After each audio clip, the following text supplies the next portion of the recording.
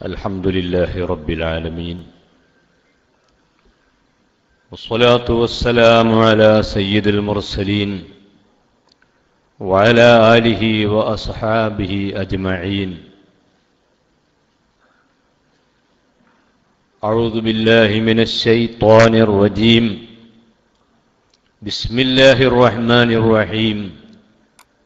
ولقد أنزلنا إليكم آيات مبينات ومثلا من الذين خلوا من قبلكم وموعظة للمتقين. صدق الله العظيم. صدق وبلغ رسوله النبي الكريم ونحن على ما قال الرب من الشاهدين والحمد لله رب العالمين. ആദരണീയരായ സമസ്ത കേരള സുന്നി യുവജന സംഘം സംസ്ഥാന സാരഥികൾ, പ്രവർത്തകന്മാർ, സന്നിഹിതരായ ഈ പരിപാടികൾ വീക്ഷിക്കുന്ന സഹോദരന്മാരെ, സുഹൃത്തുക്കളെ, പുണ്യ റമളാൻ സമാഗതമാകുന്ന ഈ സന്ദർഭത്തിൽ നമ്മുടെ സംഘടന ഏറ്റവും പ്രധാനപ്പെട്ട ഒരു പ്രമേയം മലയാളികൾ എവിടെയെല്ലാമുണ്ടോ അവിടെയൊക്കെ റമളാനിൽ ചർച്ച ചെയ്യുകയാണ്.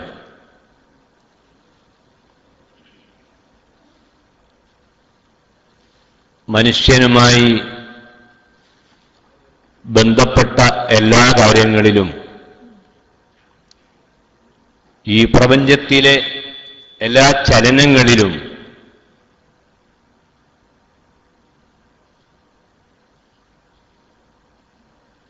മനുഷ്യന്റെ നന്മയും അവന്റെ പങ്കാളിത്തവും അവന്റെ സ്വാധീനവും ഉറപ്പുവരുത്തുകയും മനുഷ്യ സമൂഹത്തിൻ്റെ ജീവിതം വളരെ ഭംഗിയായി ക്രമപ്പെടുത്തുകയും ചെയ്യുന്നതിന് വേണ്ടി ഈ പ്രപഞ്ചത്തിൻ്റെ സൃഷ്ടാവ് അവതരിപ്പിച്ചിട്ടുള്ള വേദഗ്രന്ഥമാണ് പരിശുദ്ധ ഖുർആൻ.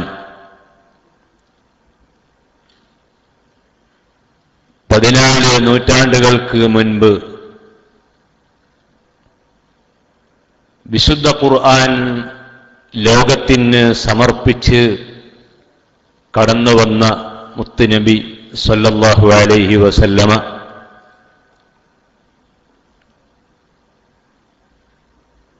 ആ ഖുർആൻ ഏത് രൂപത്തിലാണോ സമൂഹത്തിന് മുൻപിൽ പരിചയപ്പെടുത്തിയത്, അതിൽ നിന്ന് അല്പം പോലും വ്യത്യാസം വരാതെ ആ ഖുർആനിനെയും അതിൻ്റെ മൂല്യങ്ങളെയും തലമുറ തലമുറ കൈമാറി അന്ത്യനാൾ വരെ നിലനിർത്തുക എന്ന ഉത്തരവാദിത്വം ഇസ്ലാമിക സമൂഹത്തിനുണ്ട്. ആ ബാധ്യത നിർവഹിക്കുവാനുള്ള പ്രേരണകളാണ് മുസ്ലിമീങ്ങളിൽ ഈ റമദാനിൽ ഉണ്ടാകേണ്ടത്. ഖുർആനുമായി അകലുന്ന ഒരു സ്വഭാവമാണ് ഇന്ന് ലോകത്ത് നാം കാണുന്നത്. ഖുർആനിൽ നിന്ന് മാത്രമല്ല, മതത്തിൻ്റെ എല്ലാ മൂല്യങ്ങളിൽ നിന്നും മനുഷ്യൻ അകന്നുകൊണ്ടിരിക്കുകയാണ്. ഫലാ തഗുറന്നകുമുൽ ഹയാത്തുദ് ദുനിയ, വേദഗ്രന്ഥം തന്നെ അത് പറഞ്ഞു. ഭൗതികമായ ജീവിതത്തിൻ്റെ സുഖസൗകര്യങ്ങൾ ഒരിക്കലും തന്നെ നിങ്ങളെ വഞ്ചിക്കാൻ ഇടവരരുത്. ഭൗതികതയുടെ അതിപ്രസരത്തിൽ അകപ്പെട്ട് മൂല്യങ്ങളിൽ നിന്ന് അകലുന്ന മാനവ സമൂഹത്തെ കൈപിടിച്ചു ഉയർത്തുവാനുള്ള ബാധ്യത ഏറ്റെടുത്തവരാണ് ഖുർആന്റെ വാഹകരായ മുസ്ലിംകൾ.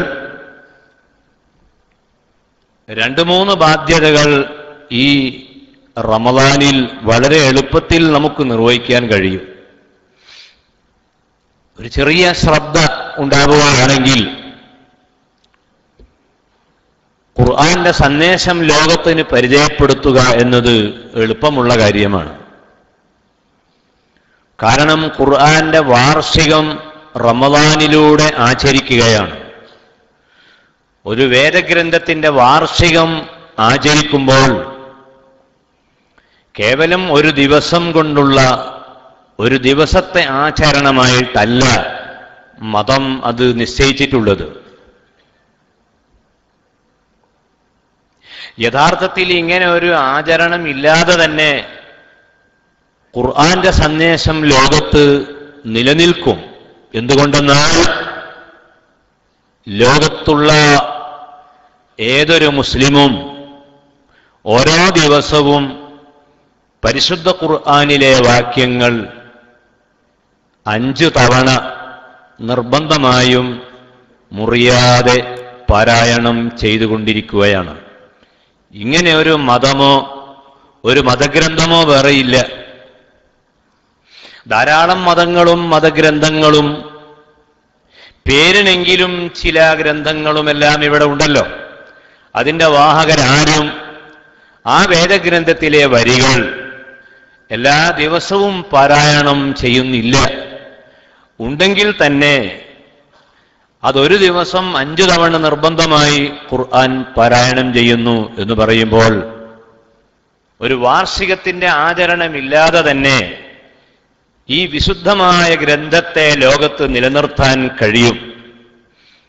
പക്ഷേ മുസ്ലിംകൾ അത് ഉൾക്കൊള്ളുക എന്നിടത്തു നിന്ന് അല്പം കൂടി മുന്നോട്ട് പോയി ഏതെല്ലാം മനുഷ്യർ ലോകത്തെവിടെയെല്ലാം ഉണ്ടോ, കിഴക്കോ പടിഞ്ഞാറോ ധ്രുവപ്രദേശങ്ങളിലോ ശൂന്യാകാശത്തോ മറ്റെവിടെയാകട്ടെ, മിൽ അസ്സമാവാത്തി വമിൽ അൽ അർളി വമിൽ അമാശിത മിൻ ശൈഇൻ ബഅദ്, ഗാലക്സികളിൽ മനുഷ്യൻ താമസമാക്കിയാൽ അവിടെയും എല്ലായിടത്തും ഖുർആന്റെ സന്ദേശം ഇങ്ങനെ എത്തണം എന്നതാണ് അള്ളാഹുവിന്റെ തീരുമാനം. അതുകൊണ്ട് തന്നെ ഒരു വാർഷിക ആചരണം വെച്ചു. ആ ആചരണം 1 മാസം നീണ്ടു നിൽക്കുന്ന വലിയ പദ്ധതിയാണ്. റമദാൻ 1 മുതൽ അവസാനത്തെ ദിവസം വരെ ആ വാർഷികാചരണം ബഹുമുഖ പദ്ധതികളോടെ നടക്കുകയാണ്. ലോകത്ത് ഏറ്റവും കൂടുതൽ ആളുകൾ വായിക്കുന്ന വേദഗ്രന്ഥം ഏതാണ് എന്ന് ഒബ്ജക്റ്റീവ് ടൈപ്പ് ചോദ്യം ആരെങ്കിലും ചോദിച്ചാൽ ഒരു ക്വിസ് മത്സരത്തിൽ പങ്കെടുത്തുകൊണ്ട് ഒരു വിദ്യാർത്ഥിക്ക് ഉത്തരം പറയാൻ കഴിയും. ഏറ്റവും കൂടുതൽ വായിക്കപ്പെടുന്ന വേദഗ്രന്ഥം ഖുർആനാണ്.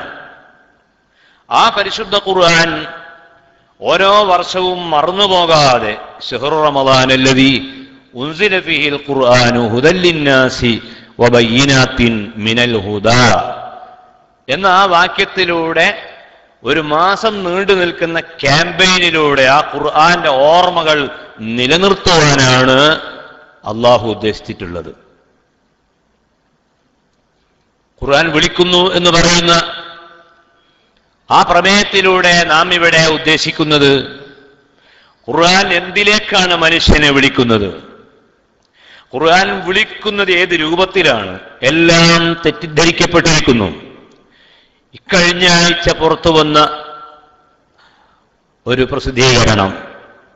പ്രസിദ്ധീകരണങ്ങളുടെ പേരുകളൊന്നും പറയാറില്ല. അതിൻ്റെ സർക്കുലേഷൻ വർദ്ധിപ്പിക്കുക എന്നതല്ലല്ലോ നമ്മുടെ ജോലി. അതിലെഴുതിയത് ഇസ്ലാമിനെയും മുസ്ലിമീങ്ങളെയും പരിഹസിച്ചുകൊണ്ടുള്ള ലേഖനങ്ങളാണ്. അങ്ങനെ എഴുതാൻ കുറെ ആളുകൾ ഭൂമിയിലുണ്ട്. അവരിങ്ങനെ നിരന്തരമായി എഴുതുകയാണ്. ആ എഴുതുന്ന ആളുകളുടെ വരികൾ വായിക്കുകയും തെറ്റിദ്ധരിക്കുകയും ചെയ്യുന്ന ജനങ്ങൾ നമ്മുടെ കൺമുൻപിലുണ്ട്, നമ്മുടെ പരിസരങ്ങളിലുണ്ട് എന്ന തിരിച്ചറിവോടുകൂടി SYSന്റെ ഈ പ്രമേയം നാം എല്ലാ കവലകളിലും എത്തിക്കണം. മസ്ജിദുകളിൽ മാത്രമല്ല, എല്ലാ കവലകളിലും, ഗ്രാമങ്ങളിലും, പട്ടണങ്ങളിലും ഖുർആന്റെ വിളി എന്താണ് എന്ന് കേൾപ്പിക്കുവാൻ നമുക്ക് കഴിയണം. ഖുർആൻ വിളിക്കുന്നത് നന്മയിലേക്കാണ്. ഖുർആൻ വിളിക്കുന്നത് പ്രാർത്ഥനയിലേക്കാണ്. ഖുർആൻ വിളിക്കുന്നത് പാവപ്പെട്ടവരുടെ മോചനത്തിന് വേണ്ടിയാണ്. ഖുർആൻ വിളിക്കുന്നത് അനുസരണമുള്ള ഒരു സമൂഹമായി മനുഷ്യനെ വളർത്തിയെടുക്കാൻ വേണ്ടിയാണ്. ഖുർആൻ വിളിക്കുന്നത് ദുർബല വിഭാഗങ്ങളെ ശക്തിയുള്ളവരാക്കി മാറ്റാൻ വേണ്ടിയാണ്. ഖുർആൻ വിളിക്കുന്നത് ഏറ്റവും പാവപ്പെട്ട ആളുകളെ ഉദ്ധരിക്കുന്നതിന് വേണ്ടിയാണ്. അങ്ങനെയുള്ള ഒരു വിശുദ്ധമായ ഗ്രന്ഥത്തെ എങ്ങനെയാണ് സമൂഹത്തിനു മുൻപിൽ മെല്ലെ മെല്ലെ അവരുടെ ഹൃദയങ്ങളിൽ അത് നിലനിർത്തേണ്ടത് എന്നതിനെപ്പറ്റി നാം ഗൗരവത്തോടെ ആലോചിക്കേണ്ടതുണ്ട്. വാട്സപ്പുകളുടെ കാലമാണ്, പ്രസിദ്ധീകരണങ്ങളുടെ കാലമാണ്. ക്ലാസിക് ആണെങ്കിൽ മാത്രം വായിക്കുകയും അല്ലാത്തതെല്ലാം തള്ളിവിടുകയും ചെയ്യുന്ന ഒരു സമൂഹമാണ് ഇന്ന് നമ്മുടെ കാലഘട്ടത്തിലുള്ളത്. ഇംഗ്ലീഷ് ഭാഷയോട് കൂടുതൽ സ്നേഹം പ്രകടിപ്പിക്കുകയും ഇംഗ്ലീഷിലുള്ള പ്രസിദ്ധീകരണങ്ങൾ അഭിമാനത്തോടുകൂടി കക്ഷത്ത് വെക്കുകയും ചെയ്യുന്ന ഒരു സൊസൈറ്റിയാണ് ഇന്ന് ലോകത്തുള്ളത്. അങ്ങനെയുള്ള ഒരു ജനവിഭാഗത്തിൽ വളരെ പഴക്കമുള്ള ഒരു ഗ്രന്ഥത്തെ എങ്ങനെ സമർപ്പിക്കണം, നമ്മളത് ആലോചിക്കേണ്ട വിഷയമാണ്.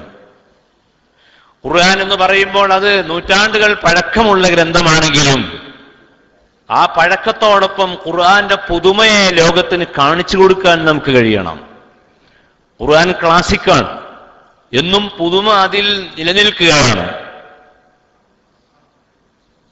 സമൂഹം അഭിമുഖീകരിക്കുന്ന വിഷയങ്ങൾ ഏതാണോ ആ വിഷയങ്ങളാണ് ഖുർആൻ വിഷയമാക്കി വെച്ചിട്ടുള്ളത്.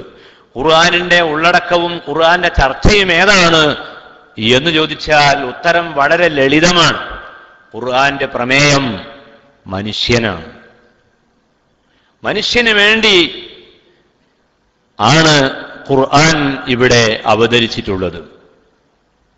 ഖുർആൻ അവതരിച്ചത് മനുഷ്യന് വേണ്ടിയാണ്. അവന്റെ പുരോഗതിയും അവന്റെ നന്മയും അതുമാത്രം ലക്ഷ്യം വെച്ചുകൊണ്ടാണ് ഖുർആൻ ഇവിടെ അവതരിച്ചിട്ടുള്ളത്.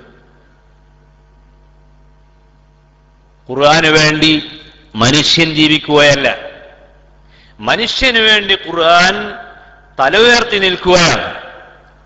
അവന്റെ ആഗ്രഹങ്ങൾ എന്താണോ അതാണ് ഖുർആനിലെ ചർച്ച. അവന്റെ ആവശ്യം എന്താണോ ആ ആവശ്യമാണ് ഖുർആൻ ആവശ്യമായി എടുത്തു കാണിച്ചിട്ടുള്ളത്. അവൻ അനുഭവിക്കുന്ന പ്രയാസങ്ങളും പീഡനങ്ങളും എങ്ങനെയാണ് പരിഹരിക്കാൻ കഴിയുക, അതാണ് ഖുർആന്റെ മൗലികമായ ചർച്ച. വളരെ വ്യക്തമായി നമുക്ക് പറയാൻ കഴിയും, ലോകത്ത് ഒരു വേദഗ്രന്ഥവും മനുഷ്യനെ അടിസ്ഥാന ബിന്ദുവായി മനുഷ്യന്റെ പ്രശ്നങ്ങൾക്ക് പരിഹാരം കാണുമെന്ന് പ്രഖ്യാപിച്ചുകൊണ്ട് കടന്നു വന്നിട്ടില്ല. സൂറത്തുൽ കഹ്ഫിൽ പറയുന്നത് കാണാൻ, വലഖദ് സർറഫ്നാ ഫീ ഹാദൽ ഖുർആനി മിൻ കുല്ലി മസലിൻ വകാനൽ ഇൻസാനു അക്സറ ശൈഇൻ ജദല. വലഖദ് സർറഫ്നാ ഫീ ഹാദൽ ഖുർആനി മിൻ കുല്ലി മസൽ. പരിശുദ്ധ ഖുർആനിൽ 90 സ്ഥലങ്ങളിൽ പരാമർശിച്ചിട്ടുള്ള ഒരു പദമാണ് മസൽ എന്നതിൻ്റെ ശബ്ദങ്ങൾ. മസൽ എന്ന് പറഞ്ഞാൽ തത്വം, മൂല്യം, ചിലപ്പോഴൊക്കെ പഴഞ്ചൊല്ല്, ആപ്തവാക്യം. ഖുർആൻ നോക്കിയാൽ നമുക്ക് ധാരാളം ആപ്തവാക്യങ്ങൾ കാണാം. ആപ്തവാക്യങ്ങൾ എന്ന് പറയുമ്പോൾ അത് ലോകം സമ്മതിച്ചു പോരുന്ന അടിസ്ഥാന തത്വങ്ങളാണ്. ലോകത്ത് ഏത് മതവിഭാഗമാകട്ടെ, ഏത് നാട്ടിലുള്ള ഏത് ജനതയാകട്ടെ, അവരൊക്കെ അംഗീകരിക്കുന്ന ചില മൂല്യങ്ങളുണ്ട്. ആ മൂല്യങ്ങളെ ഉയർത്തിപ്പിടിച്ചുകൊണ്ടാണ് ഖുർആൻ കടന്നു വരുന്നത്. ഒരു പുതിയ, ആർക്കും വേണ്ടാത്ത, ആർക്കും പരിചയമില്ലാത്ത, ജനങ്ങൾ തുപ്പിക്കളയുന്ന ഏതെങ്കിലും ഒരാശയത്തെ ഭംഗിയായി അവതരിപ്പിച്ച് അവരുടെ കയ്യടി വാങ്ങാനുള്ള ഒരു ശ്രമവും ഖുർആൻ നടത്തിയിട്ടില്ല. അങ്ങനെ നടത്തിയാൽ അത്തരം സിദ്ധാന്തങ്ങളും വേദഗ്രന്ഥങ്ങളും ലോകത്ത് പരാജയപ്പെടും. ഖലീലാവ ദിംന എന്ന് പറയുന്ന ഒരു പുസ്തകം ഇബ്നുൽ മുഗഫൽ എഴുതിയ പുസ്തകമാണ്. ഖുർആന്റെയും മുമ്പുള്ളതാണ് ആ പുസ്തകം. ആ പുസ്തകം എഴുതിയ സാഹിത്യകാരൻ സാഹിത്യരംഗത്ത് വളരെ പ്രശസ്തി നേടിയിട്ടുണ്ട്. ആ പുസ്തകം അറേബ്യയിൽ പ്രസിദ്ധീകരിക്കുന്ന ആ കാലഘട്ടത്തിലാണ് ഖുർആൻ കടന്നു വരുന്നത്. ഖലീലാവ ദിംന, അത് രണ്ട് കുറുക്കന്മാരുടെ പേരുകളാണ്. ആ കാലത്തൊരു വലിയ സാഹിത്യമാണത്. ആ സാഹിത്യം ഒരു ഭാഗത്ത് ചില ആളുകൾ എഴുതി മനുഷ്യന് മുൻപിൽ സമർപ്പിക്കുമ്പോൾ, അതേ അറേബ്യയിലെ മക്കയിൽ മുത്തു മുസ്തഫ സല്ലല്ലാഹു അലൈഹി വസല്ലമയിലൂടെ ലോകത്തിന് ലഭിച്ച വേദഗ്രന്ഥം കുറുക്കനെ പറ്റിയല്ല ഖുർആന്റെ ചർച്ച. ഖുർആന്റെ പ്രമേയം മനുഷ്യനാണ്.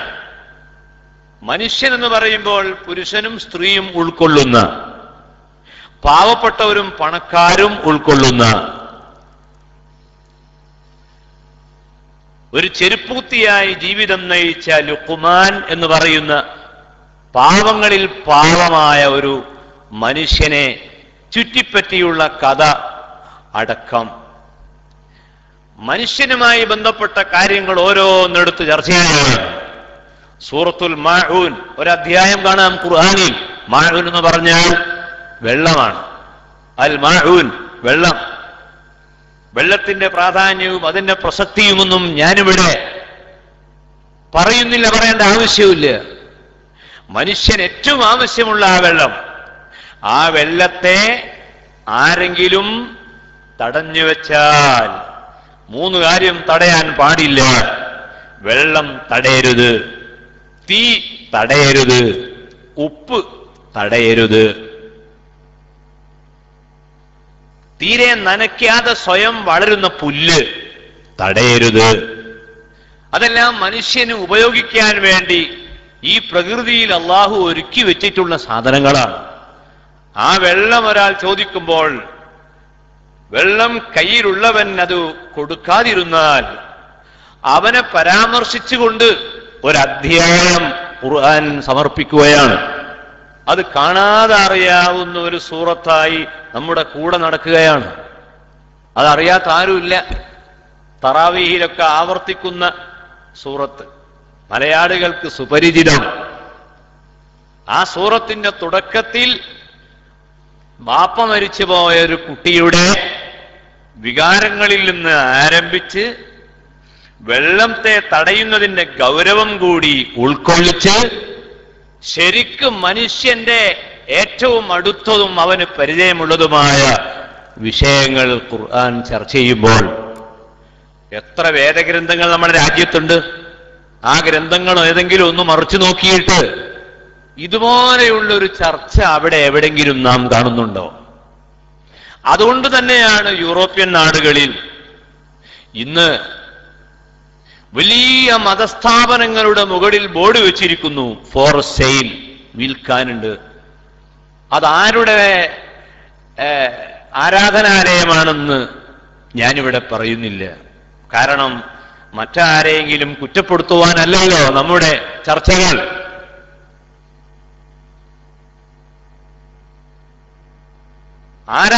ആരാധനാലയം വിൽക്കാനുണ്ട് എന്ന് ബോർഡ് വെക്കുകയാണ്.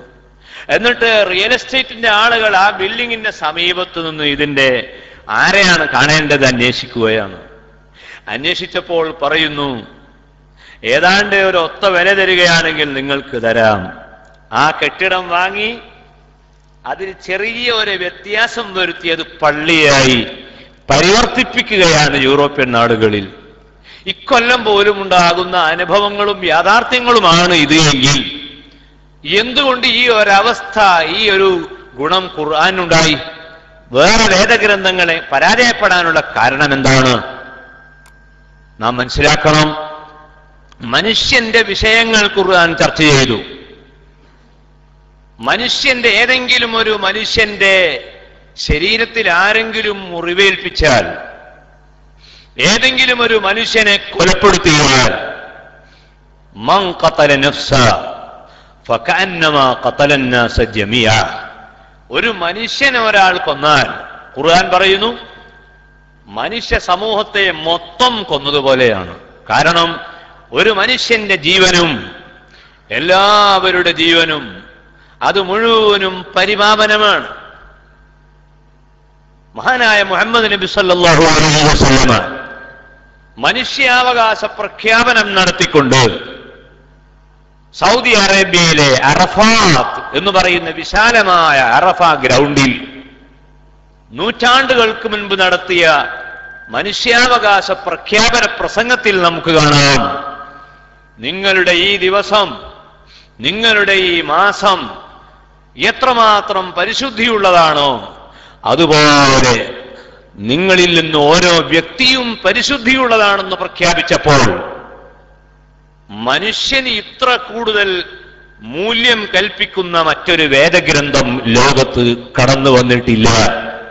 ആരെങ്കിലുമൊക്കെ പറഞ്ഞേക്കും ബദറിൽ കേട്ടൊരു മുദ്രാവാക്യം, ഉഹുദിൽ കേട്ടൊരു മുദ്രാവാക്യം എന്നൊക്കെയുള്ള വരികൾ പാടിക്കൊണ്ട് ചില ജാഥകളൊക്കെ കടന്നുപോയപ്പോൾ ബദറും ഉഹുദും യുദ്ധവുമൊക്കെ ആവർത്തിക്കാനുള്ള ത്വരയാണോ ഇസ്ലാമിക സമൂഹത്തിന്? മുസ്ലിമീങ്ങൾ യുദ്ധക്കൊതിയന്മാരാണോ? യുദ്ധക്കൊതിയന്മാരായ ഈ സമൂഹമാണോ സമാധാനത്തിലേക്ക് വിളിക്കുന്നത്? ഖുർആൻ വിളിക്കുന്നു എന്ന പ്രമേയവുമായി നടക്കുന്ന നമ്മളെ ജാഥയിലൊക്കെ യുദ്ധവും പരാമർശിക്കുന്നുണ്ട് എന്ന് സംശയിക്കുന്നുവെങ്കിൽ പറയട്ടെ, ഇസ്ലാമിലെ യുദ്ധം, ബദർ യുദ്ധം, ഉഹുദ് യുദ്ധം അതൊന്നും യുദ്ധമല്ല. യുദ്ധമെന്ന പദം സംസ്കൃതമാണ്. അതാരോ മലയാളത്തിലേക്ക് സന്നിവേശിപ്പിച്ചതാണ്. ബദർ സമരമാണ്, ഉഹുദും സമരമാണ്. മുസ്ലിംകളും ശത്രുക്കളും തമ്മിൽ നടന്ന സമരമാണ് ബദർ. മുസ്ലിംകളും ശത്രുക്കളും തമ്മിൽ നടന്ന സമരമാണ് ഉഹുദ്. ഒരിക്കലും തന്നെ മുസ്ലിംകളും അമുസ്ലിംകളും തമ്മിൽ യുദ്ധം നടന്നിട്ടില്ല. അമുസ്ലിമായതിന്റെ പേരിൽ മുസ്ലിം ഒരിക്കലും യുദ്ധം ചെയ്യാൻ പോവുകയില്ല അമുസ്ലിമിനോട്. മറിച്ച് ആരാണോ ശത്രുത കാണിക്കുന്നത്, ആരാണോ തങ്ങളെ ഉന്മൂലനാശം വരുത്താൻ ആഗ്രഹിക്കുന്നത് അവരെ പ്രതിരോധിക്കുക എന്ന സമരമാണ് ഇസ്ലാം ലോകത്തിനു മുൻപിൽ പറഞ്ഞിട്ടുള്ള സമരമെങ്കിൽ തെറ്റിദ്ധരിപ്പിക്കലുകൾ വളരെ ഭംഗിയായി വ്യാപകമായി നടക്കുകയാണ്. നിങ്ങൾ മനസ്സിലാക്കണം, ഇസ്ലാമിന് ഒരു ഭാഗത്ത് ചില ആളുകൾ തെറ്റിദ്ധരിപ്പിക്കുന്നു. നമ്മളാവട്ടെ ആ ഇസ്ലാമിന്റെ ആശയങ്ങൾ റമദാൻ നോമ്പ് നോറ്റുകൊണ്ട്, നിസ്കാരം നിർവഹിച്ചുകൊണ്ട്, ഹജ്ജ് നിർവഹിച്ചുകൊണ്ട്, ആരാധനകൾ കൃത്യമായി അനുഷ്ഠിച്ചുകൊണ്ട് ആ ഇസ്ലാമിന്റെ ജീവൻ നിലനിർത്താൻ നാം പരിശ്രമിക്കുമ്പോൾ മറ്റൊരു ഭാഗത്ത് സജീവമായ ചർച്ചകൾ ഓറിയന്റലിസ്റ്റുകൾ നടത്തിക്കൊണ്ടിരിക്കുകയാണ്. ലോകത്തിന്റെ പല ഭാഗങ്ങളിലുള്ള സർവകലാശാലകളിൽ ഇസ്ലാമിക് ചെയറുണ്ട്. കാലിക്കറ്റ് യൂണിവേഴ്സിറ്റിയിൽ ഇസ്ലാമിക് ചെയറുണ്ട്. പല ജാതി ചെയറുകളുടെ കൂട്ടത്തിൽ ഒരു ചെയറാണ് ഇസ്ലാമിക് ചെയർ. ആ ചെയറുകൾ എന്തിനു വേണ്ടി നിലനിൽക്കുന്നു എന്ന് ചോദിച്ചാൽ അമുസ്ലിംകൾ ഇസ്ലാമിനെ പറ്റി പഠിക്കുകയാണ്. ഒരു അമുസ്ലിമായ സഹോദരൻ ഇസ്ലാമിനെ പറ്റി പഠിക്കാൻ ആഗ്രഹിക്കുന്നുവെങ്കിൽ അതിനുള്ള സൗകര്യങ്ങളുണ്ട്. കേരളത്തിൽ നമുക്ക് ധാരാളം സ്ഥാപനങ്ങളുണ്ട്. ആ സ്ഥാപനങ്ങളിലൊന്നും അത്തരമൊരു ചെയർ ഉണ്ടായിട്ടില്ല. ഒരു ചെയർ ഉണ്ടാവണം എന്ന് നമ്മൾ ആഗ്രഹിക്കുകയാണ്. ആ യൂണിവേഴ്സിറ്റികളിലുള്ള ആ ചെയറുകളിൽ വന്ന് പഠിക്കുന്ന ആളുകൾ അവരുടെ പഠനം ഇന്ന് എവിടെ എത്തി എന്ന് ചോദിച്ചാൽ ലോകത്ത് ദർശനങ്ങളായി നിലനിൽക്കാൻ പറ്റിയ 3 മതങ്ങൾ മാത്രമേ ഉള്ളൂ എന്ന നിലപാടിലേക്ക് ഇന്ന് അമുസ്ലിംകൾ വരെ എത്തിക്കഴിഞ്ഞു. വിവേകാനന്ദ സ്വാമികൾ വർഷങ്ങൾക്ക് മുൻപ് തന്നെ ദർശനങ്ങളായി 3 മതങ്ങൾ മാത്രമേ ഉയർന്നു വന്നിട്ടുള്ളൂ എന്ന് പറഞ്ഞുവെങ്കിൽ ആത്യന്തികമായ വിലയിരുത്തലിൽ ഇസ്ലാമിന്റെ കൂടെ ആരെങ്കിലുമൊക്കെ എണ്ണിയ മതങ്ങൾക്ക് നിലവാരം എത്രയുണ്ട് എന്നത് നമ്മൾ കണ്ടെത്തേണ്ട മറ്റൊരു വലിയ ഭാഗമാണ്. ഞാൻ അങ്ങോട്ട് കടക്കുന്നില്ല. സൂറത്ത് നൂറിലെ 34-ാമത്തെ വചനമാണ് ഞാൻ ഇന്ന് ഈ പ്രഭാഷണത്തിന്റെ തുടക്കത്തിൽ ഓതിയത്. ആ വചനത്തിൽ അല്ലാഹു പറയുന്നു, വലഖദ് അൻസൽനാ ഇലൈക്കും ആയാതിൻ മുബയ്യിനാതിൻ വമസലൻ മിനല്ലദീന ഖലൗ മിൻ ഖബ്ലിക്കും വമൗഇദത്തൻ ലിൽമുത്തഖീൻ. ഖുർആനിൽ എന്തുണ്ട്, ഖുർആൻ എന്തെല്ലാം ഉൾക്കൊള്ളുന്നു എന്ന ചോദ്യത്തിന്റെ മറുപടിയാണ് ഈ ആയത്ത്. ഖുർആനിൽ എന്തെല്ലാമാണുള്ളത്? ഖുർആനിൽ നമുക്ക് ലഭിക്കേണ്ടത് നോമ്പിനെ സംബന്ധിച്ചാണെങ്കിൽ, ഖുർആനിൽ നിന്ന് നമുക്ക് ലഭിക്കേണ്ടത് നിസ്കാരത്തിന്റെ റകഅത്തുകളാണെങ്കിൽ, ഖുർആനിൽ നിന്ന് നമുക്ക് ലഭിക്കേണ്ടത് നമ്മുടെ ജീവിതത്തിലെ സാധാരണ ചില വിഷയങ്ങളാണെങ്കിൽ, ബുദ്ധിപരമായ ആരോഗ്യപരമായ ഒരു പഠനത്തിന് ഒരാൾ ഒരുങ്ങുമ്പോൾ അയാളെ പഠനത്തിൽ അയാൾക്ക് ആഗ്രഹമുള്ള കുറെ തത്വങ്ങളാണ് ഈ വാക്യത്തിൽ പറഞ്ഞിട്ടുള്ളത്. ഒന്ന്, വലഖദ് അൻസൽനാ ഇലൈക്കും ആയാതിൻ മുബയ്യിനാത്. ഖുർആനിൽ ഏറ്റവും പ്രധാനപ്പെട്ട ഒരു ഭാഗം മൂല്യങ്ങളാണ്. മൂല്യങ്ങൾക്ക് വലിയ പ്രാധാന്യം മതം നൽകിയിരിക്കുന്നു. മൂല്യം എന്ന് പറഞ്ഞാൽ അടിത്തറ. ഇപ്പോ ഞാൻ പറയട്ടെ, നമ്മളെ ഈ യോഗവും ഈ പരിപാടിയും എല്ലാം ഇവിടെ നടക്കുമ്പോഴും നിസ്കാരത്തിന് വേണ്ടി ഒരു വിളി പള്ളിയിൽ വെച്ചു നടത്തിയപ്പോൾ, അല്ലെങ്കിൽ അള്ളാഹു നിശ്ചയിച്ച നിസ്കാരത്തിന്റെ സമയമാകുമ്പോൾ നമ്മളെ ഈ ക്യാമ്പിന് ചെറിയൊരു ക്ഷീണം സംഭവിച്ചാൽ പോലും നിസ്കാരം നാം അനുഷ്ഠിക്കുന്നു. ഇനി നിസ്കരിക്കാത്തവർ മൂല്യം ചോർന്നു പോകാതിരിക്കാൻ ശ്രദ്ധിക്കുക. വളരെ വലിയൊരു ഡിന്നർ സംഘടിപ്പിച്ചിരിക്കുന്നു. VIP-കളെ ആ ഡിന്നറിലേക്ക് ക്ഷണിച്ചിരിക്കുന്നു. ആ ഭക്ഷണമെല്ലാം VIP-കൾ വരുന്നു, പോകുന്നു, അവരെ സ്വീകരിക്കുന്നു. റിസപ്ഷന് വേണ്ടി വളണ്ടിയർമാർ ഏർപ്പാട് ചെയ്തിരിക്കുന്നു. എല്ലാം റെഡിയാണ്. പക്ഷേ നിസ്കാരം ഖളാ ആകുന്ന ഒരു സാഹചര്യം വന്നാൽ അവിടെ ആ ഡിന്നർ സംഘടിപ്പിച്ച വീട്ടുകാരനും ഭക്ഷണം കഴിക്കുന്നവരെ സ്വീകരിക്കുന്ന വോളണ്ടിയറും എല്ലാം മെല്ലെ അവിടുന്ന് മാറി നിസ്കരിക്കാൻ പോകുന്നത് കാണാം. അല്ലെ? ഇപ്പോഴത് കാണുകയാണ്. തീവണ്ടിയിൽ യാത്ര ചെയ്യുമ്പോൾ ആ യാത്രാ മധ്യേ ഒരാൾ മെല്ലെ അയാളെ ബർത്തിൽ നിന്ന് താഴെ ഇറങ്ങുന്നു, അയാൾ മെല്ലെ ബാത്റൂമിൽ പോകുന്നു, ശുദ്ധി വരുത്തുന്നു, അയാൾ ആ ട്രെയിനിൽ വെച്ച് നിസ്കരിക്കുന്നു. ഇത് വേറെ ആരോ കാണുകയാണ്. മൂല്യബോധത്തിന്റെ ചെറിയൊരു ഉദാഹരണമാണ് ഞാൻ പറയുന്നത്, വളരെ ചെറിയ ഭാഗം. അതിന്റെ വിശാല വാല്യൂസ് എന്ന് പറയുന്ന മൂല്യങ്ങളുടെ ലോകം വളരെ വിശാലമാണ്. ഇത് ഖുർആൻ അടിസ്ഥാനപരമായി തന്നെ അംഗീകരിക്കുന്നുണ്ട്. അഡ്ജസ്റ്റ്മെന്റ് അങ്ങനെ ഒന്നാണ് യഥാർത്ഥത്തിൽ കമ്മ്യൂണിസത്തിൽ പ്രധാനമായുള്ളത്. ലക്ഷ്യം മാർഗത്തെ ന്യായീകരിക്കുന്നു. കമ്മ്യൂണിസമാണ്. ഇസ്ലാം ആകട്ടെ ലക്ഷ്യം ഒരിക്കലും മാർഗത്തെ ന്യായീകരിക്കുകയില്ല.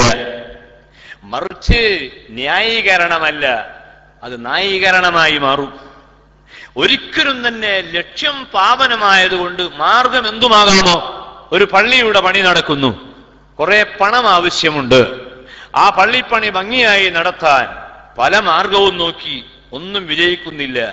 അവസാനം കുറെ ലേഡീസിനെ വിളിച്ച് ഒരു ഗാനമേള സംഘടിപ്പിക്കുന്നതിനെ പറ്റി കമ്മിറ്റി ആലോചിക്കുകയാണ്.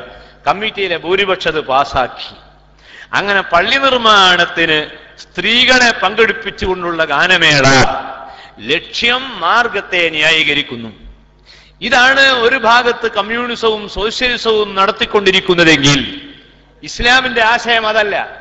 ലക്ഷ്യം പാവനമാണ് എങ്കിൽ ആ ലക്ഷ്യത്തിലേക്കുള്ള മാർഗവും പാവനമായിരിക്കണം. ഇഹ്ദിനസ് സിറാത്തൽ മുസ്തഖീം, ശരിയായ റൂട്ടിലൂടെ മാത്രം എന്നെ നയിക്കണമേ. കണ്ടോ? അപ്പൊ വലഖദ് അൻസൽനാ ഇലൈക്കും ആയാതിൻ മുബയ്യിനാത്, വളരെ വ്യക്തമായ ചില അടിത്തറകളോടുകൂടിയാണ് ഖുർആൻ ലോകത്ത് അവതരിച്ചിട്ടുള്ളത്. അതിന് ഒരു പോറലുമേൽക്കാതെ മുന്നോട്ട് കൊണ്ടുപോകണം. അത് ഏറ്റവും ചെറിയ കാര്യം മുതൽ വലിയ കാര്യം വരെ അതാണ് സുന്നത്ത് ജമാഅത്ത്. സുന്നത്ത് ജമാഅത്തിന് ആ അടിത്തറയിൽ വിശ്വാസമുണ്ട്. ഒരു ചെറിയ കാര്യം പോലും മാറ്റാനോ മറിക്കാനോ പാടില്ല. മൗലികമായ കാര്യങ്ങൾ മാറ്റിമറിക്കാൻ പാടില്ല. മൗലികമല്ലാത്ത കാര്യങ്ങളിൽ ഇടപെടാം, മാറ്റാം, ഒരു കുഴപ്പമില്ല. മൗലികമായ കാര്യങ്ങൾ മാറ്റരുത്. രണ്ടാമത്തത് വമസലം മിനല്ലദീന ഖലൗ മിൻ ഖബലികും, വമസലം മിനല്ലദീന ഖലൗ മിൻ ഖബലികും. ഖുർആൻ ലോകത്തിന് മുൻപിൽ സമർപ്പിച്ചിട്ടുള്ള രണ്ടാമത്തെ, ഖുർആന്റെ ഏറ്റവും സുന്ദരമായ രണ്ടാമത്തെ കൺസെപ്റ്റാണ് മുൻഗാമികൾ ലോകത്ത് ബാക്കി വെച്ച് പോയിട്ടുള്ള കാര്യങ്ങളും തത്വങ്ങളും അത് പിൻഗാമികൾ മുറുകെ പിടിച്ചുകൊള്ളണം. യാ അയ്യുഹല്ലദീന ആമനൂ കുതിബ അലൈക്കുമുസ് സിയാമു കമാ കുതിബ അലല്ലദീന മിൻ ഖബലികും ലഅല്ലകും തത്തഖൂൻ. നിങ്ങളുടെ മുൻപുള്ള ആളുകൾക്ക് അല്ലാഹു നിശ്ചയിച്ചതുപോലെ നിങ്ങൾക്കും വ്രതത്തെ നിശ്ചയിച്ചിരിക്കുന്നു, നിങ്ങൾ അവരെ പിന്തുടരണം. ഇതിന് പുരാണം എന്ന് പറയുന്നു. ഹൈന്ദവ ദർശനത്തിൽ പുരാണം എന്ന് പറയുന്നു. പുരാണം എന്ന് പറഞ്ഞാൽ പഴയ കാലത്തുള്ള കഥകളാണ്. ഖുർആനാവട്ടെ പുരാണം എന്നതിൽ നിന്ന് അല്പമൊന്നു മാറി വ്യക്തമായ ചരിത്രരേഖകളോടുകൂടിയുള്ള സംഭവങ്ങളെ പശ്ചാത്തലമാക്കാൻ അനുവദിച്ചു. ചരിത്രം ഖുർആൻ നോക്കിയാൽ ധാരാളം ചരിത്രങ്ങൾ കാണാം. 1000 ചരിത്രങ്ങൾ ഖുർആനിലുണ്ട്. ആ ചരിത്രത്തെ തന്നെ ഖുർആൻ രണ്ടായി പകുത്തു. ഒന്ന് ട്രാജഡി, മറ്റൊന്ന് കെമഡി. ഈ കേമഡികളും ട്രാജഡികളും ആണ് ഖുർആനിലുള്ളത്. നമ്മൾ സാധാരണ മഗ്രിബിനൊക്കെ ഓതുന്ന സൂറത്തുകൾ, ഒരു ഒന്നാമത്തെ റക്അത്തിൽ കെമഡി ഓതുന്നു, രണ്ടാമത്തെ റക്അത്തിൽ ട്രാജഡി ഓതുന്നു. അത് രണ്ടും കൂടി പിന്നിൽ നിന്ന് കേൾക്കുന്ന വിശ്വാസി അത് രണ്ടിൽ നിന്നും തത്വങ്ങൾ ഉൾക്കൊള്ളുകയാണ്. ഒരു തത്വം, തന്റെ വീട്ടിൽ ഒരു നേരത്തെ ആഹാരത്തിന് കൈ കാണിച്ചുകൊണ്ട്, കൈ നീട്ടിക്കൊണ്ട് ഒരു പാവപ്പെട്ടവൻ കടന്നു വന്നപ്പോൾ ആ പാവപ്പെട്ടവനെ അബൂജഹൽ ചാട്ടവാറെടുത്ത് തല്ലാനൊരുങ്ങി. അങ്ങനെ തല്ലാനൊരുങ്ങിയപ്പോൾ അവതരിച്ച വാക്യമാണ് ഖുർആനിലെ അറഅയ്തല്ലദീ യുകദ്ദിബു ബിദ്ദീൻ എന്ന് പറയുന്ന സൂറ. ആ സൂറത്തിന്റെ പകുതി മക്കയിൽ അവതരിച്ചു, പകുതി മദീനയിൽ അവതരിച്ചു. ഒരു സൂറത്തിന്റെ പകുതി മക്കയിലും മറ്റേ പകുതി മദീനയിലും അവതരിച്ചു. അതാണ് സൂറത്തുൽ മാഊൻ. ആ സൂറത്തിൽ അബൂജഹൽ യതീമിനെ ആ തല്ലിയപ്പോൾ അവനെ ശകാരിക്കുന്ന ട്രാജഡിയാണ്. തബ്ബത്ത് യദാ അബീ ലഹബിൻ വതബ്ബ്. നബി സല്ലല്ലാഹു അലൈഹി വസല്ലമ മതപ്രബോധനം നടത്താൻ വന്നപ്പോൾ ആ തിരുനബി സല്ലല്ലാഹു അലൈഹി വസല്ലമയെ ചീത്ത പറഞ്ഞ അബൂലഹബിന് കിട്ടിയ സമ്മാനം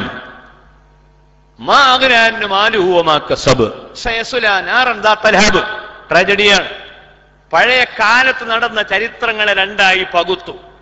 ഒരു ഭാഗം ആരെല്ലാമാണോ നല്ല കാര്യം ചെയ്തത്, അങ്ങനെ അവരുടെ ജീവിതം നന്മയിൽ കലാശിച്ചുവെങ്കിൽ അവർ മാതൃകാ യോഗ്യരായ നേതാക്കളാണ്.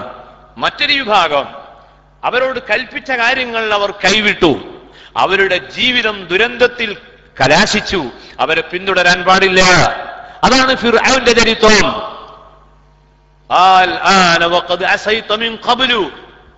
പരിശുദ്ധ ഖുർആൻ സൂറത്ത് യൂനുസ് എന്ന അധ്യായത്തിൽ ഫിർഔന്റെ ദയനീയമായ അന്ത്യം വിവരിച്ചു. അപ്പോൾ പരിശുദ്ധ ഖുർആനിൽ നാം കാണുന്ന ഏറ്റവും പ്രധാനപ്പെട്ട ഒരു ഭാഗം മൂല്യങ്ങളാണ്. രണ്ടാമത്തേത് ചരിത്ര പാഠങ്ങളാണ്. വമസലം മിനല്ലദീന ഖലൗ മിൻ ഖബലികും. ലോകത്ത് കഴിഞ്ഞുപോയ ജനതയെ മറന്നുകൊണ്ടല്ല ഖുർആൻ കടന്നു പോകുന്നത്. കഴിഞ്ഞുപോയവരെ ഓർത്തുകൊണ്ടാണ്, കഴിഞ്ഞുപോയവരെ അനുസ്മരിച്ചുകൊണ്ടാണ്. അവരുടെ അനുസ്മരണങ്ങൾക്ക് വലിയ പ്രാധാന്യം കൽപ്പിച്ചിരിക്കുന്നു. ഒരു വ്യക്തി മരിച്ചാൽ ആ വ്യക്തിയുടെ അനുസ്മരണം നടത്തുന്നു. ഖുർആൻ അവതരിച്ചത് ഭംഗിയായി നാം ഇന്നും ഓർക്കുന്നു. മൂസാ നബി അലൈഹിസ്സലാമിന്റെ ചരിത്രം ഓർക്കുന്നു, മറിയമിന്റെ ചരിത്രം ഓർക്കുന്നു. ചരിത്രങ്ങളിൽ നിന്ന് പാഠം പഠിക്കണമെന്ന് ഖുർആൻ ഉപദേശിക്കുന്നു.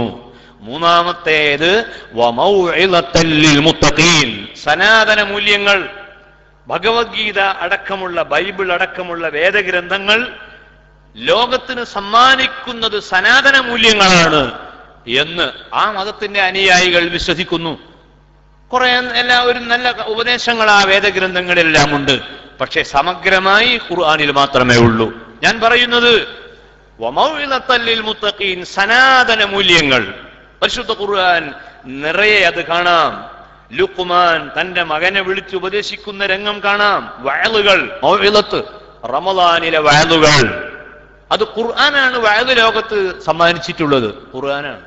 ആ വഅദെല്ലാം കൂടി എന്തൊക്കെയോ ആക്കി മാറ്റി ഇപ്പൊ ആരെയും കാണുന്നുമില്ല. വഅദുകളെല്ലാം എന്തോ ആക്കി ആരോ മാറ്റുകയാണ്. വഅദുകൾ യഇദുക്കുമുല്ലാഹു, അല്ലാഹു നിങ്ങളോട് വഅദ് പറയുന്നു, സനാതന മൂല്യങ്ങളെ പറ്റി ഉണർത്തുന്നു. വഅദ് എന്ന് പറഞ്ഞാൽ ആരെയും ആക്ഷേപിക്കാതെ, ആരെയും കുറ്റപ്പെടുത്താതെ, താലോലം പോലെ മനുഷ്യന്റെ മനസ്സിലേക്ക് നന്മകളിങ്ങനെ കയറ്റി വിടുകയാണ്. അതാണ് വഅദുകൾ. അവിടെ ഖുർആൻ വിളിക്കുമ്പോൾ റമദാനിൽ പ്രത്യേകിച്ച് SYSന്റെ പ്രവർത്തകന്മാർ മനസ്സിലാക്കുക, പരിശുദ്ധ ഖുർആനിൽ വഅദുകൾ നടക്കണം. വഅദ് ആരോടാണ്? നന്മ മാത്രം ചെയ്യുന്ന ഭക്തരോട് മാത്രമല്ല. ഭക്തരോട് പറയാൻ നല്ല സൗകര്യമാണ്. കാരണം അവർക്ക് നോമ്പ് ഖളാഇല്ല, അവർക്ക് നിസ്കാരം നഷ്ടമായിട്ടില്ല, അവർ ദിവസവും ഖുർആൻ ഓതുന്നവരാണ്, അവർ ധർമ്മം ചെയ്യുന്നവരാണ്, അവർ സംഭാവന തരുന്നവരാണ്, അവരെല്ലാ നന്മകളിലും പങ്കാളികളാവുന്നവർ. അവരോട് പ്രസംഗിക്കാൻ വളരെ സുഖമാണ്. പക്ഷെ അവരോടല്ല വഅദ് പറയേണ്ടത്. പിന്നെ സമൂഹത്തിൽ വലിയൊരു വിഭാഗം ആളുകൾ ദുർവൃത്തികളിൽ ഏർപ്പെട്ടവരുണ്ട്. റമദാൻ, ഖുർആൻ അത്തരം മുഴുവൻ ആളുകളെയും നന്നാക്കാൻ വേണ്ടി വന്ന മാസമാണ്. നമ്മുടെ ഗ്രാമങ്ങളിൽ റമദാനിൽ നമ്മൾ ആരെയാണ് നോമ്പ് തുറപ്പിക്കേണ്ടത്? നോമ്പ് നോറ്റവരെ അല്ല തുറപ്പിക്കേണ്ടത്, നോമ്പ് നോൽക്കാത്തവരെയാണ് എന്ന് പറഞ്ഞാൽ അതൊരു തമാശയായി നിങ്ങൾക്ക് തോന്നും. ഒരുപക്ഷെ തമാശയാണ്, പക്ഷേ കാര്യങ്ങളുള്ള തമാശയാണ്. നോമ്പ് നോൽക്കാത്തവനെ തുറക്കാൻ വിളിക്കുകയാണ്. അവൻ ആ നോമ്പ് തുറയിൽ പങ്കെടുക്കുകയാണ്. പങ്കെടുത്തതിന് ശേഷം അല്ലെങ്കിൽ നോമ്പ് തുറക്കുമ്പോൾ ഭക്ഷണം കഴിക്കുമ്പോൾ അവൻ ആലോചിക്കും, നോമ്പ് നോറ്റു എന്നൊരു വിശ്വാസത്തോടു കൂടിയാണ് എന്നെ ഇവർ നോമ്പ് തുറക്കാൻ വിളിച്ചത്. ഒരിക്കലും തന്നെ ആത്മവഞ്ചന പാടില്ല. നാളെ ഞാനൊന്ന് നോൽക്കട്ടെ എന്നൊരാശയത്തിലേക്ക് അവനെ എത്തിക്കുവാൻ അവന്റെ ഈ ക്ഷണം ഉപകാരപ്പെടുമെങ്കിൽ പറയട്ടെ, പരിശുദ്ധ റമദാൻ പാപികൾക്ക് വേണ്ടി അല്ലാഹു തആല വെച്ചിട്ടുള്ള മാസമാണ്. നരകത്തിന്റെ വാതിലുകൾ അടക്കുകയാണ്, സ്വർഗത്തിന്റെ വാതിലുകൾ തുറന്നു വെക്കുകയാണ്. ഒന്നാമത്തെ സഫിൽ മഹാപാപി വരികയാണ്. അതുവരെ ഹൗലിന്റെ അടുത്ത് മാത്രം ഇരിക്കുന്ന ആള് ഒന്നാം സഫിൽക്ക് വരികയാണ്. പിന്നെ ഇങ്ങനെ ഉന്തി മുന്നിൽ വരികയാണ്. ആ പാവപ്പെട്ട ആ മനുഷ്യനെ നന്നാക്കിയെടുക്കാനുള്ള മാസമായി റമദാനെ നാം ഉപയോഗപ്പെടുത്തണം. ഖുർആൻ യഥാർത്ഥത്തിൽ ആരിലേക്ക് വന്ന ഗ്രന്ഥമാണെന്ന് ചോദിച്ചാൽ അത് പാവപ്പെട്ട ദോഷം ചെയ്യുന്ന ആളുകളെ സംസ്കരിക്കാൻ വേണ്ടി വന്ന വേദഗ്രന്ഥമാണ്. നോക്കൂ, ഇത് ഖുർആന്റെ ഒരു പ്രത്യേകതയാണ്. ഖുർആൻ ഒരിക്കലും തെറ്റ് ചെയ്യുന്ന ആളുകളിൽ നിന്ന് അകന്നു നിൽക്കുന്നില്ല. സ്വന്തം കുഞ്ഞിന് 6 വയസ്സ് പ്രായമെത്തിയപ്പോൾ ആ 6 വയസ്സുള്ള കുഞ്ഞിനെ യാതൊരു ദയവുമില്ലാതെ മണ്ണിൽ കൊണ്ടുപോയി കുഴിച്ചു മൂടിയിരുന്ന അറേബ്യൻ സംസ്കാരം. ഉമർ റളിയല്ലാഹു അൻഹു പോലും ആ പ്രവർത്തനത്തിൽ ഏർപ്പെട്ടു പോയി എന്ന് പറയുമ്പോൾ അതിന്റെ ആഴം എത്രയാണ്. കുഴി ഉണ്ടാക്കിയിട്ട് ആ കുഴിയിൽ കുഞ്ഞിനെ കുഴിച്ചു മൂടുകയാണ്. ആ കുഴിച്ചു മൂടുന്ന ജനതയിലേക്ക് നബി സല്ലല്ലാഹു അലൈഹി വസല്ലമ വന്നു. എന്നിട്ട് ആ കുഴിച്ചു മൂടുന്നവനോട്, എടോ മനുഷ്യ, നീ ഒന്നും രക്ഷപ്പെടൂല, ഈ നരകത്തിലേക്ക് പോകാനുള്ള ആളാണ് എന്ന് പറയുന്നതിന് പകരം അവനെ വിളിച്ചിട്ട് പറയുന്നു, വഇന്നഹു ലകിതാബുൻ അസീസുൻ ലാ യഅതീഹിൽ ബാത്തിലു മിൻ ബൈനി യദൈഹി വലാ മിൻ ഖൽഫിഹി തൻസീലുൻ മിൻ ഹകീമിൻ ഹമീദ് മാ യുഖാലു ലക ഇല്ലാ മാ ഖദ് ഖീല ലിർറുസുലി മിൻ ഖബ്ലിക വഇന്നഹു ലദൂ മഗ്ഫിറത്തിൻ ലിന്നാസ് വദൂ ഇഖാബ്. പരിശുദ്ധ ഖുർആൻ വളരെ വ്യക്തമായി പറയുന്നു, മാനവ സമൂഹമേ, നിങ്ങൾ ബേജാറാവരുത്, വന്നോളൂ. നിങ്ങൾ ഖുർആൻ വിളിക്കുകയാണ്. പാവപ്പെട്ടവനെ, പാപം ചെയ്യുന്നവനെ വിളിക്കുകയാണ്. അവനെ വിളിച്ചിട്ട് പറയുന്നു, വന്നോളൂ, ഞാൻ പുറത്തു തരാം. സഹീഹുൽ ബുഖാരി ഉദ്ധരിച്ച ഹദീസിൽ കാണാം, ഹബീബ് റസൂലുള്ളാഹി സ്വല്ലല്ലാഹു അലൈഹി വസല്ലം പറയുന്നു, ഒരു മനുഷ്യൻ തന്റെ ഒട്ടകപ്പുറത്ത് മരുഭൂമിയിലൂടെ യാത്ര ചെയ്യുകയാണ്. ആ യാത്രാവേളയിൽ ഒരു മരത്തിന്റെ സമീപത്തെത്തിയപ്പോൾ അയാൾക്ക് തോന്നി വിശ്രമിക്കണമെന്ന്. അയാൾ വിശ്രമിക്കാൻ അവിടെ ഇറങ്ങി. വിശ്രമിച്ച് എഴുന്നേറ്റ് ഉറക്കം തെളിഞ്ഞു നോക്കുമ്പോൾ താൻ സഞ്ചരിച്ച ഒട്ടകത്തെ കാണുന്നില്ല. ആ ഒട്ടകത്തിന്റെ പുറത്തുണ്ടായിരുന്ന സാധന സാമഗ്രികളും നഷ്ടമായി, ഒട്ടകവും നഷ്ടമായി. അയാൾ വളരെ വിഷണ്ണനായി അയാൾ ആലോചിച്ചു, എന്റെ ഒട്ടകം പോയല്ലോ. അങ്ങനെ വേദനിച്ചു നിൽക്കുമ്പോൾ, നിരാശപ്പെട്ടു നിൽക്കുമ്പോൾ ആ ഒട്ടകമതാ വരുന്നു, തിരിച്ചു വരുന്നു. അപ്പോൾ അദ്ദേഹം പറഞ്ഞു, അല്ലാഹുവേ, യാ റബ്ബ്, അല്ലാഹുമ്മ അൻത അബ്ദി വ അന റബ്ബുക്. അല്ലാഹുവേ, നീ എന്റെ അടിമയാണ്, ഞാൻ നിന്റെ റബ്ബാണ്. ഇയാൾ പറയാൻ വിചാരിച്ച നേരത്തെ തിരിച്ചായി പോയി പറഞ്ഞു. ഇത് മുമ്പ് ഏതോ ഒരാൾ ഭാര്യയോട് പറഞ്ഞു, നീ ആരാണെന്നാ ഞാൻ വിചാരിച്ചത്. തല തിരിഞ്ഞു പോയതാണ് ദേഷ്യത്തിന്റെ ഊക്കൊണ്ട്. ഇതുപോലെ ഇയാളെ സന്തോഷത്തിന്റെ ആധിക്യം കൊണ്ട് ഇദ്ദേഹം അള്ളാഹുവിനോട് പറയുകയാണ്, അള്ളാഹുവേ, നീ എന്റെ അടിമയെ, ഞാൻ നിന്റെ റബ്ബാണ്. അയാളെ മനസ്സിലുള്ള എന്താണ്? അള്ളാഹുവേ, നീ തന്നെയാണ് എന്റെ റബ്ബ്, ഞാൻ നിന്റെ അടിമയാണ്. എന്റെ ഒട്ടകത്തെ നീ എനിക്ക് തിരിച്ചു തന്നല്ലോ. ഹബീബ് റസൂലുള്ളാഹി പറയാണ്, തന്റെ നഷ്ടപ്പെട്ടു പോയ ഒട്ടകത്തെ തിരിച്ചു കിട്ടുന്ന ഒരു വ്യക്തിക്കുണ്ടാകുന്ന സന്തോഷം എത്രയാണോ അതിന്റെ എത്രയോ മടങ്ങ് സന്തോഷമാണ് ഒരു മദ്യപാനി പശ്ചാത്തപിച്ച് മടങ്ങിയാൽ അള്ളാഹുവിന് ഉണ്ടാവുക. തോന്നിയാസം ചെയ്ത് ജീവിക്കുന്നവൻ അതിൽ നിന്ന് പശ്ചാത്തപിച്ച് മടങ്ങിയാൽ അള്ളാഹുവിന് ഇഷ്ടമാണ്. അതുകൊണ്ട് തന്നെ ഗ്രാമത്തിലെ സകല ജനങ്ങളും ഈ റമദാൻ കൊണ്ട് നന്നാകണം. സ്വർഗം എനിക്കും എന്റെ കുടുംബത്തിനും എന്നോട് അടുത്ത് നിൽക്കുന്ന എനിക്ക് പണം കടന്നിരുന്ന ഹാജിയാർക്കും എന്റെ പറ്റുകാർക്കും സ്വർഗം, ബാക്കി എല്ലാവരും നരകത്തിൽ. അതല്ല ഖുർആന്റെ മുദ്രാവാക്യം, അതല്ല. മറിച്ച് വല്ലാഹു യദ്ഉ ഇലാ ദാരിസ്സലാം വയഹ്ദി മൻ യശാഉ ഇലാ സിറാത്തിൻ മുസ്തഖീം. വല്ലാഹു യദ്ഉ, അല്ലാഹു വിളിക്കുന്നു, ഖുർആൻ വിളിക്കുന്നു, റമദാൻ വിളിക്കുന്നു. ഇലാ ദാരിസ്സലാം, ഖുർആൻ വിളിക്കുന്നത് സകല ജനങ്ങളെയും സമാധാനത്തിന്റെ ഭവനത്തിലേക്ക് വിളിക്കുന്നു. യുക്തിവാദിയെ വിളിക്കുന്നു, ഭൗതികവാദിയെ വിളിക്കുന്നു, നിരീശ്വരവാദിയെ വിളിക്കുന്നു, വിദേത്തുകാരനെ വിളിക്കുന്നു, തമ്മാടിയെ വിളിക്കുന്നു, പ്രൊഫസറെയും ഡോക്ടറെയും വിളിക്കുന്നു, എഞ്ചിനീയറെയും അഡ്വക്കറ്റിനെയും വിളിക്കുന്നു. എല്ലാവരെയും ഈ റമദാനിൽ വിളിക്കണം എന്ന് പറഞ്ഞാൽ അവർ ഉള്ള സ്ഥലത്തേക്ക് വിളിക്കാൻ നമ്മൾ അങ്ങോട്ട് പോകണം. രണ്ടും വേണ്ടി വരും. ചിലപ്പോൾ അവരിങ്ങോട്ട് വരും, അല്ലെ നമ്മൾ അങ്ങോട്ട് പോകണം. ആ വിളി അഭംഗുരം ലോകത്ത് നടക്കണം. പക്ഷേ ആ വിളി കൊണ്ട് മാത്രം നന്മ കൈവന്നുകൊള്ളണമെന്നില്ല. വയഹ്ദി മൻ യശാ ഇലാ സിറാത്തിൻ മുസ്തഖീം, ശരിയായ മാർഗത്തിലേക്ക് നയിക്കുന്നവൻ അല്ലാഹുവാണ്. ആ അല്ലാഹുവാണ് ഹിദായത്ത് തരുന്നവൻ. ആ ഹിദായത്ത് ലഭിക്കാൻ വേണ്ടി റമദാനിനെ ബഹുമാനിക്കണം, ഖുർആനെ ബഹുമാനിക്കണം. ഇന്ന് എല്ലാം പേശനാണ്. ഖുർആൻ ഇന്ന് ഓതലല്ല, പിന്നെ ഖുർആൻ വായിക്കലാണ്, ഒക്കെ വായിക്കലാണ്. വായന എന്നതിന് പകരം ഖുർആനിലേക്ക് ചേർത്തി പറയുന്നത് ഓത്ത് എന്നാണ്. ഓത്ത് എന്നത് ഇംഗ്ലീഷും ആവാം മലയാളവും ആവാം. ഇംഗ്ലീഷിൽ ഓത്ത് എന്ന് പറഞ്ഞാൽ OATH, പ്രതിജ്ഞ എന്നതിനർത്ഥം. അപ്പൊ ഖുർആൻ ഓത്ത് എന്ന് പറഞ്ഞാൽ ഖുർആന്റെ പ്രതിജ്ഞയാണ്. ഖുർആനിലുള്ള ഓരോ ആശയങ്ങളും എന്റെ ജീവിതത്തിൽ മരണം വരെ ഞാൻ പാലിക്കും എന്ന പ്രതിജ്ഞയാണ് ഖുർആൻ പാരായണം.